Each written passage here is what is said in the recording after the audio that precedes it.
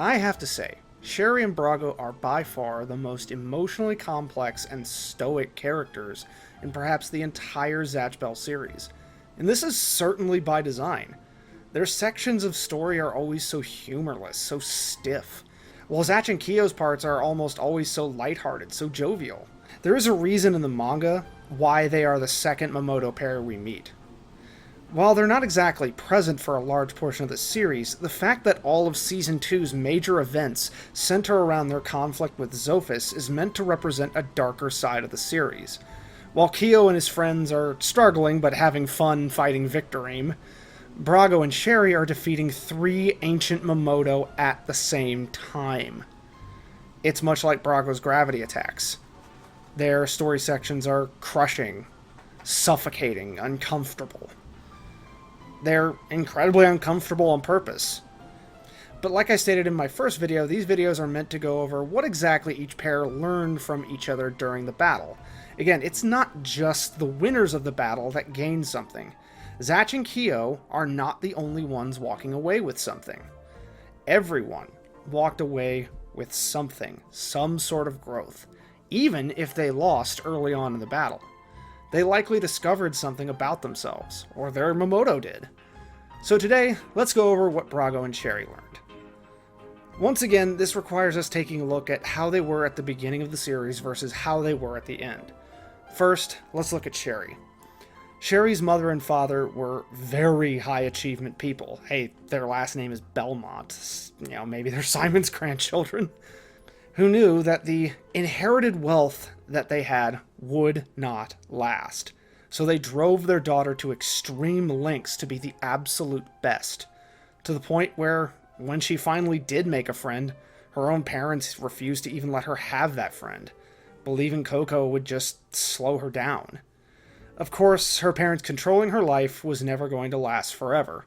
Inevitably, kids will gain independence, and eventually when Sherry's parents died and left Albert effectively as her legal guardian to just sign the things she needed, she searched for her friend Coco to be able to be around her again.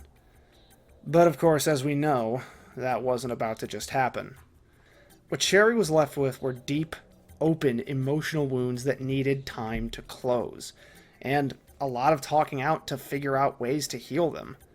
This is where Braggo comes in.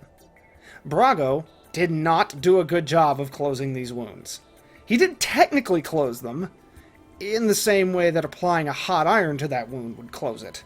Sherry's issues regarding her parents were, not really resolved with Braggo.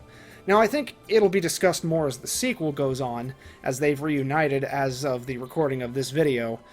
However, during the main battle in earlier episodes, Braggo would always remark about how weak she was, how she just wasn't keeping up with him, no matter how hard she tried. In the same way with a hot iron, Braggo was sort of a distracting wound. I'll explain why a little further, but they did come in second place after all, and they really did start coming together as a team by the end, and starting being capable of working with others, as it proved necessary because Clear Note was just that powerful. But the honest truth is, a lot of this was on any almost surface level. Here's the thing.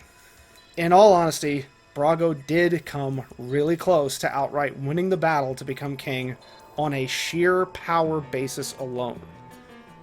The main reason he didn't become king was because all of his working with others was effectively on a forced to basis. It was the same with how Sherry toughened up over time. She toughened up because she was forced to. The battle is for who will make the best king, not just the strongest.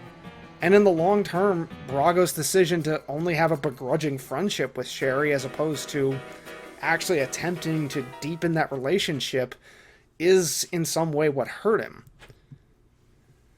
And not only that, it actually hurt Sherry in the long run. Did they still bond? Yeah, absolutely. After all, they still had a very heartfelt goodbye at the end of the series. But Braggo was under the acknowledgement that Zatch had earned his place, and I think ultimately he realized he would not be a very inspiring king. But that's okay. The fact that he did learn to be more accepting of setbacks is still growth at the end of the day. Sherry as well had learned that any adversity she goes through is worth it in the end. After all, she reunited with Coco, and she was a stronger person for this whole experience. And that opening up to anyone else isn't a mistake. Now in the sequel, there's a point made to show Tia and Megumi's growth as well as Fulgore and Conchome's before Braggo and Sherry. And the reason for this is to show how enriched the latter two book owners were by their experiences. However, they're pretty much the same people they were by the end of the series, minus any long-term relationship at the moment. But maybe they'll get to that at some point. Sherry, out of the 4 book owners we've seen so far, aside from Apollo, and we'll see how he's developed with Rops, but Sherry, her life, while her status is the same, her life has arguably gotten back into the same Horde family situation. She married and has 3 unruly children who still love her, but ultimately don't really respect her. Mostly because their father is openly unfaithful to her. Again, my theory is that Braggo this time around will attempt to repair those wounds in earnest this time. We'll just have to see how he's developed. But I have to say, Braggo and Sherry have to be the pair that went the furthest out of the other 99 contestants, but left with the least. And I think ultimately this is by design. See, where Sherry did learn how to struggle through adversity, clearly she's normalized that adversity. And maybe unlearning that in the sequel will be her goal.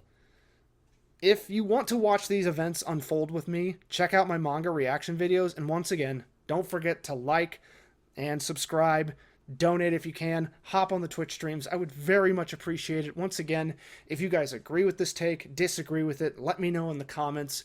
And again, thank you so much for watching this video.